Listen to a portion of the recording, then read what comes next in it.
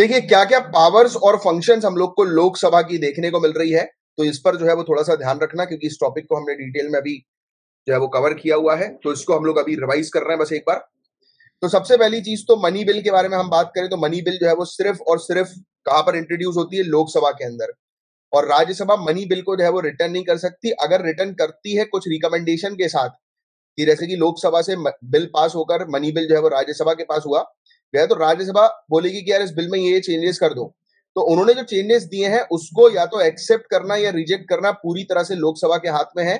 और अगर लोकसभा उनके रिकमेंडेशन को रिजेक्ट करती है तो रिजेक्ट करने के बाद लोकसभा प्रेसिडेंट को दे देगी पास करने के लिए, और प्रेसिडेंट जो है वो इस पर्टिकुलर बिल को, मनी बिल को जो है वो रोक नहीं सकते।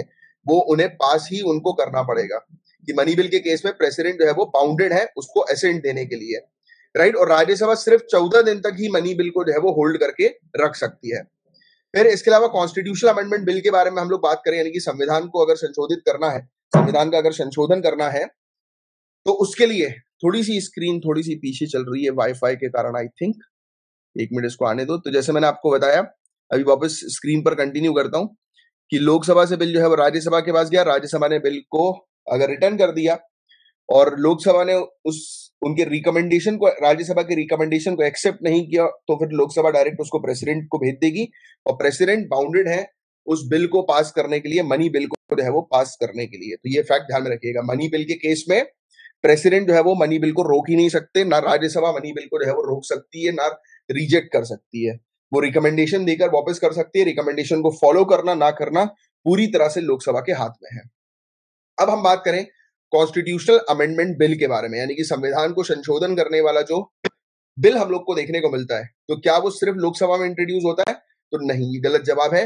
कॉन्स्टिट्यूशन को अमेंड करने का बिल जो है वो किसी भी हाउस में जो है वो इंट्रोड्यूस किया जा सकता है।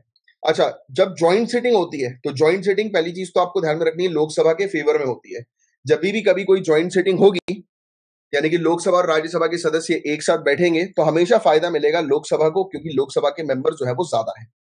दूसरी चीज, देखो ज्वाइंट सिटिंग किस केस में नहीं होती है? मनी बिल के केस में नहीं होती, ये फैक्ट ध्यान में रखना आप। ज्वाइंट सिटिंग मनी बिल के केस में जो है वो नहीं होगी, राइट। इसके अलावा joint sitting constitutional amendment bill के केस में जो है वो नहीं होगी। तो ये दो पॉइंट्स आप ध्यान में रखना। कभी भी ज्वाइंट सिटिंग जो है वो कॉन्स्टिट्यूशन को अमेंड करने के लिए या मनी बिल के लिए जो है वो नहीं लाया जाएगा। ज्वाइंट सिटिंग जो है वो सिर्फ ऑर्डिनरी बिल्स के लिए जो है वो लाए जाएंगे। तो ये फैक्ट आप ध्यान में रखिएगा, सिर्फ और सिर्फ ऑर्डिनरी बिल्स के लिए ही ज्वाइंट सेशन जो है वो हम लोग को देखने को मिलेगा, लोकसभा राज्यसभा दोनों का। अब सवाल ये उठता है कि ज्वाइंट सेशन को बुलवाता कौन है? तो ज्वाइंट सेशन को प्रेसिडेंट बुलवाते हैं, ये चीज ध्यान में रखना है। अच्छा, ज्वाइंट सेशन के दौरान जो है वो प्रिसाइड कौन करेगा? यानी कि हाउस में जो है वो प्रिसाइडिंग ऑफिसर जो है वो कौन होगा? जैसे कि लोकसभा के अंदर हम लोग को स्पीकर देखने को मिलते हैं, डेप्यूटी स्पीकर। राज्यसभा के अंदर presiding officer, chairman, deputy chairman देखने को मिलते हैं। तो जो ज्वाइंट सेशन होगा तो उसको प्रिसाइड करेंगे स्पीकर। अच्छा, ज्वाइंट सेशन के दौरान अगर स्पीकर एब्सेंट है तो डेप्यूटी स्पीकर आएंगे, और अगर डेप्यूटी स्पीकर भी एब्सेंट हो गए तो डेप्यूटी चेयरमैन आएंगे। याद रखना, चेयरमैन नहीं आएंगे, डेप्यूटी चेयरमैन आएंगे, ठीक है। ये ऑर्डर है, स्पीकर, डेप्यूटी स्पीकर और फिर डेप्यूटी चेयरमैन।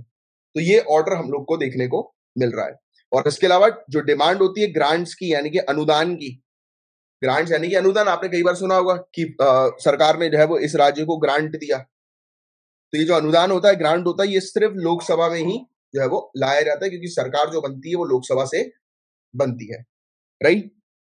तो ये कुछ फैक्ट्स हैं, ये पावर्स की बात हो रही है लोकसभा की, जिसके बारे में आपको जो है वो आइडिया होना चाहिए, राइट।